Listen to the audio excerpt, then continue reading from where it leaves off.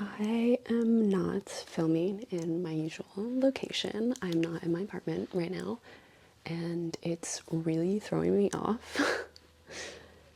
But I've attempted to curate a little bit of a vibe with some old embroidery that I did in my little candle. So I'm working with what I have to make the best of things. But hello, hi, my name is Rin. Today I want to chat about my winter TBR. I'm getting really excited about a lot of these books, so I just want to share them. I'm at my parents' house right now, so I only brought some of the books with me. Other ones are still in my apartment back home. Let's start with the fantasy books. The first one is The Hunger of the Gods by John Gwynne. This is the second book in a trilogy. The trilogy is called the Bloodsworn trilogy. I read the first book, which is The Shadow of the Gods, last December, and it was like the only book I read over the course of December, and I just fell in love with it. It follows a like Viking based fantasy world. It's multiple POV, so you read from like 3 different characters. And essentially in this world, certain people are like descended from gods, and so they have like this animalist like trait to them, and they can be like very strong and powerful. But being touched by gods is considered like tainted and not good, and you can even enslave those people. So they tend to keep it secret. All of the gods are dead, and so they're kind of legends and myths. Essentially, what kind of kickstarts one of the main points of view is a mother. Her son is kidnapped, and she goes on like a bloodthirsty quest to get him back. She is such a cool character. Her name is Orca, and she's like an extremely strong female character. So you follow 3 characters. Orca is the first one. The next one is called Varg. He was enslaved on like a farm, and he escaped slavery, and he's on a quest to find out how his sister died. The last one is Elvar. She's a young warrior who lives and travels with this like mercenary band of people, and she goes on quests with them.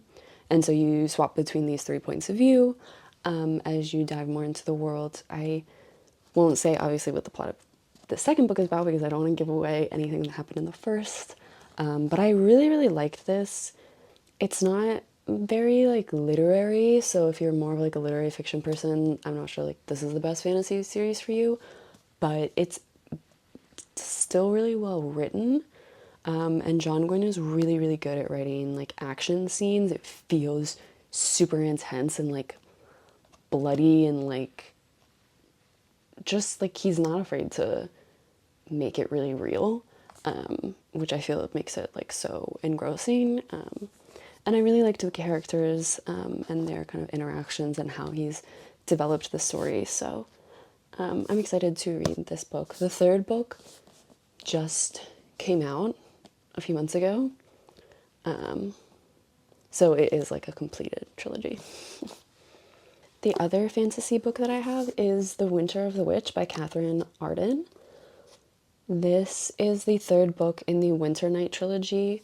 The first book is called The Bear and the Nightingale. I've been reading like 1 book from this trilogy every like December for the past 2 years, so it's finally time for this 3rd book. This series is really magical. It's extremely atmospheric and like vibey.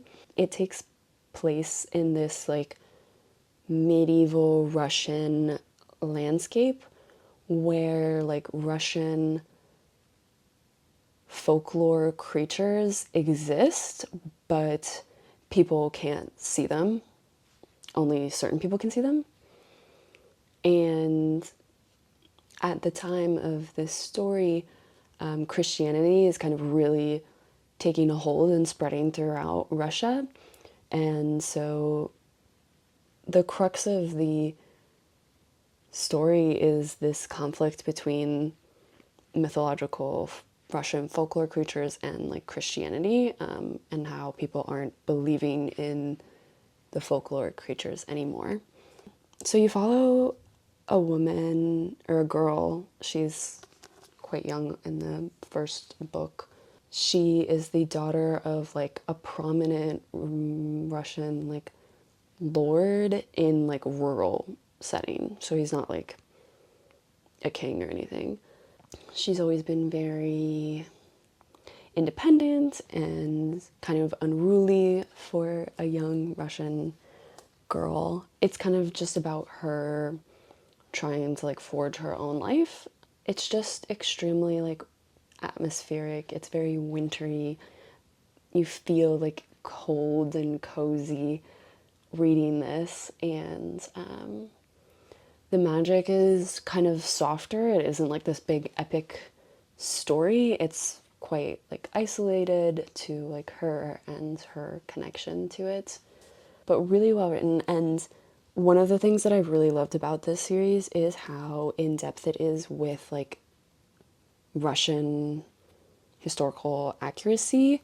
Like there's a glossary in the back to explain like the Russian words that Arden uses throughout, and she has notes about what was actually going on in Russia and where she deviates from what's actually historically accurate, and what she's kept in. And so you can just tell that Arden knows a lot about the time period, and I think that really just like enhances the story so well. So yeah, I'm really excited to read this one. Let's talk about some more of like the literary fiction books. First, I have Permafrost by Eva Baltazar. This is translated from the Catalan by Julia Sanchez. I'm not really sure that this is a wintry book. I think I just want it to be because the name is Permafrost. This is also technically part of a series, but it's like the first book. I read the second book, which is Boulder, and they're more of like a thematic trilogy. It's not like they pick up from characters. They're all separate stories, really. It's about a lesbian who travels around and seems to really struggle to find a foothold in life, finding love, fitting in with people, and kind of living a like standard life. She wants to break out of that mold. I'm really excited for this one. Boulder is like one of my favorite books of all time. I think that Eva Baltazar is such an incredible writer, and I really loved the main character in Boulder, so I'm really, really excited for this one. And then the last physical book that I have is Migrations by Charlotte McConney. I don't know too much about this book other than it takes place in Greenland. The main character is a scientist. It seems like it's about her going to Greenland to escape kind of what she's left behind, but while she's there, things kind of unravel. Anyways, I don't know, this is a suspenseful, atmospheric, as much a mystery as an Odyssey, which is a little eerie. Really excited for this one though. I've literally heard nothing but good things, and some of my like favorite people online have recommended this book, so. And I feel like it's very wintry, like look at the cover, like very ice focused and like glaciers and frost. That kind of wintry vibe. The other books that I want to talk about, I don't have the physical copy with me. I wrote them down on post-it notes, just so I won't forget to talk about them. I have a tendency to do that if I don't have the actual book in front of me. So the first one is Pachinko. This is like historical fiction epic kind of generational saga. It starts with a young woman in Korea. She falls pregnant with this man who she had a love affair with, but she finds out that he is already married, and so she marries another man who takes her away to Japan. And I think it's about her immigrating to Japan and then kind of her subsequent ancestors. I'm not sure how like far down it goes. I've heard that this book is really, really heartbreaking and just exceptional. The other historical fiction book that I really want to read is The Dutch House by Anne Patchett. This book was recommended to me by my aunt. She actually was like, she said she was super jealous of me to be able to read this book for the first time because she was like, I know that I get to read a really good book. So very high expectations for this one.